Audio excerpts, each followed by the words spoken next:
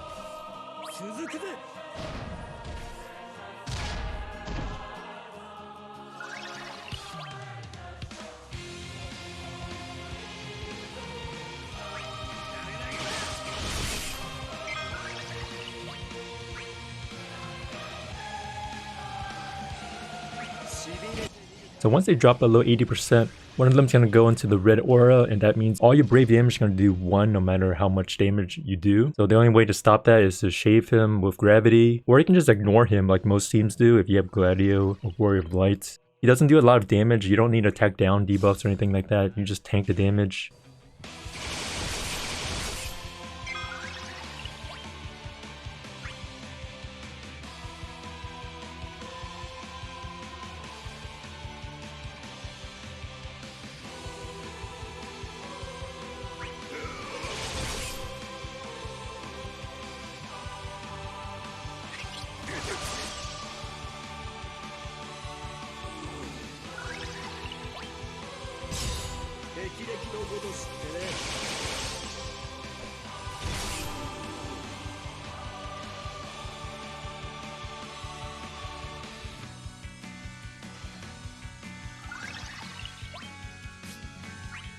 Now since the orb is gone, we're free to use KEISS' AA ability to recover some skill 2s.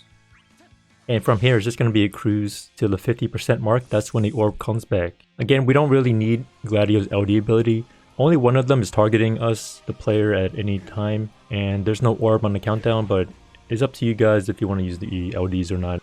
I saved mine until closer to the 50% orb mark.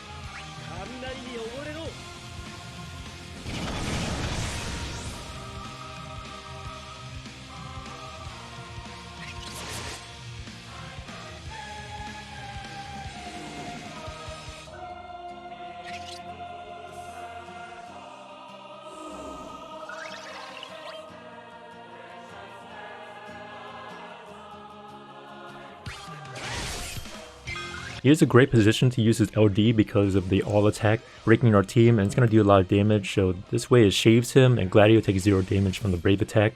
So it helps mitigate damage, and also we deal a little bit more damage. Again, we saved all of his LD uses at this point, so it's not a big deal if we don't wait till exactly 50%.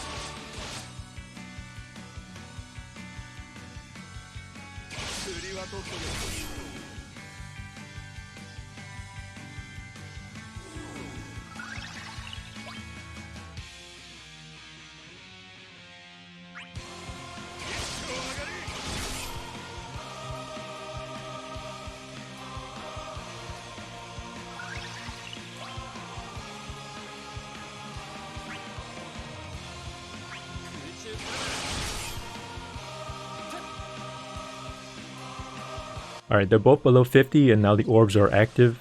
And this is where we start launching the enemies here. Even with red aura, it doesn't matter. With launches, we can still dish out good damage thanks to KEISS because he ignores brave damage dealt.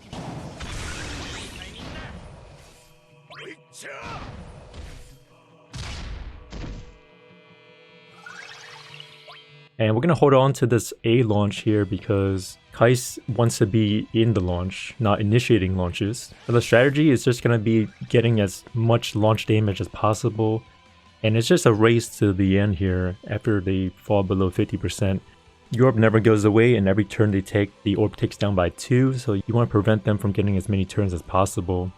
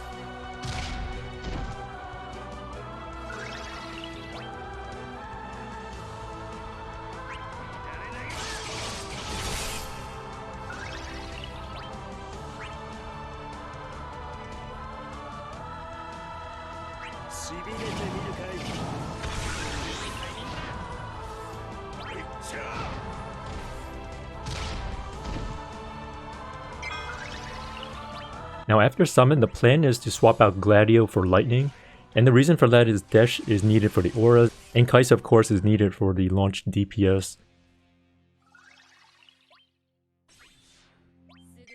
And I'm going to open up with LD just because you get more HP damage up from her ability. Throw the burst afterwards, get the burst going, just spam her crushing blow. I was trying to launch via KEISS with her LD, but she jumped up a turn. So it's not really needed to launch with lightning in this team. You can still use Gladio because he batteries pretty well. So unfortunately we don't even get a single launch off with the lightning KEISS combo, but in the end it didn't really matter.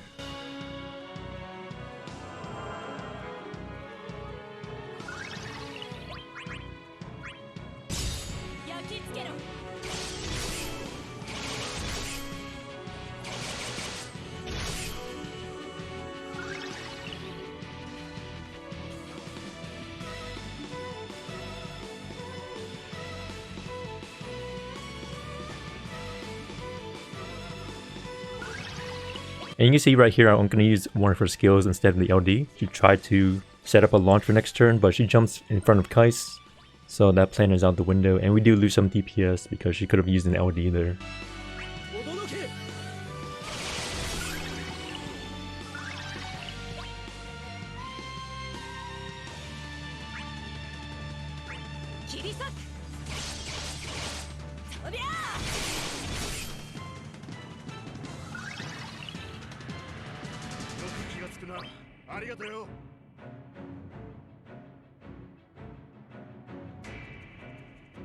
And that's why I say replicating this might be a little difficult because all you guys will have different runs and different turn orders, and some of them may not be paralyzed.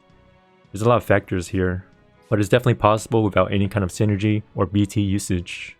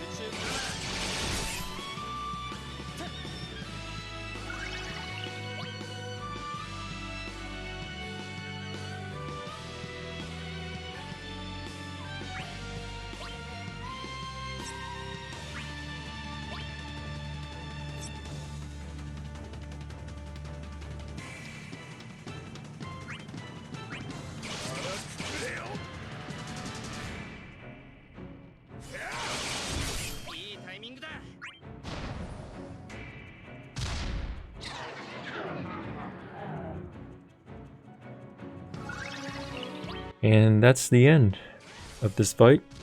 Hope you guys enjoyed. I haven't uploaded a lot of videos because DFFOO's difficulty hasn't been too high lately. Reno's fight was pretty hard, but took me a lot of hours to do it without any kind of synergy. So I was not able to record that. But in my opinion, Reno's fight was even harder than this one. But I hope you guys enjoyed the video, and I'll see you guys in the next one. Take care.